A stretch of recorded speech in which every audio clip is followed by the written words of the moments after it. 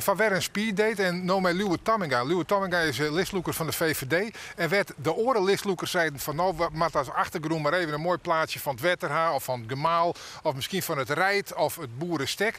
Zijn Jo Tamminga, jou maar als achtergrond de industrie. Nou, natuurlijk, en het wetter hebben wij op achtergrond. Maar de industrie jet er ik bij. Een stukje werkgelegenheid, ik in Friesland, is enorm belangrijk. Een mooie provincie, een wetterrijke provincie, maar we moeten natuurlijk nationaal een boffetje. Ben je een echte wetterman? Nee. Nee, ik kom uit Ljouwert. Ik ben altijd melkveehouder geweest. Maar goed, het wetter, ja, dat vinden we wel prachtig. Maar kennelijk is er een bepaalde reden van jou om dan toch zo actief voor het wetterskip te wezen. Waar zit hem dat in? Nou, ten eerste, ik ben al 10 jaar hier ben ik wetterskipbestuurder. Ik ben er heel langzaam indraaid als boer zijnde. Ik zit ik als voorzitter van de rafverkaveling.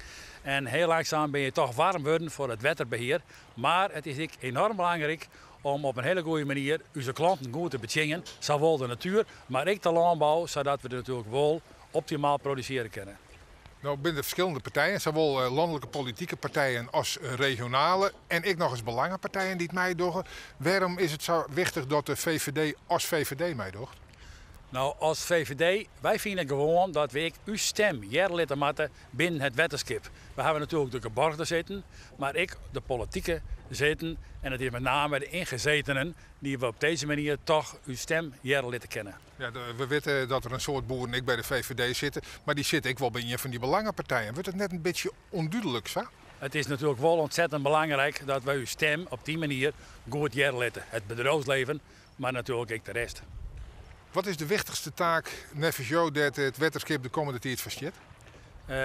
Wij moeten erom denken dat we ons natuurlijk richten op onze kerntaken en dat we die zo goed mogelijk behartigen. We moeten er ook om denken dat we de lesten en de belastingen zo leeg mogelijk houden. En die rennen natuurlijk behoorlijk op de laatste jaren. En wij willen proberen dat zo vol mogelijk te houden. Je bent van de VVD, maar wat ik nog even hoe bondjes ha? Nou, we hoeven het mij net op bondjes te hebben. Ja, overal waar gehakt wordt, vallen Spaanders en dat hebben we dus nou ik bij de VVD. Ja, we glimmen je daar nou een beetje om. Maar is dat wel een issue waar je hem nog lest van? Hè?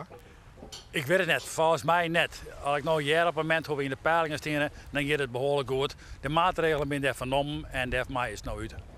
En dat wetterskipsbestuur, jou wilde graag nog wat even zien hoor. Ik wil graag nog 4 jaar in mij doen in dit wetterskip. Luwe Tamminga van de VVD, dank u wel.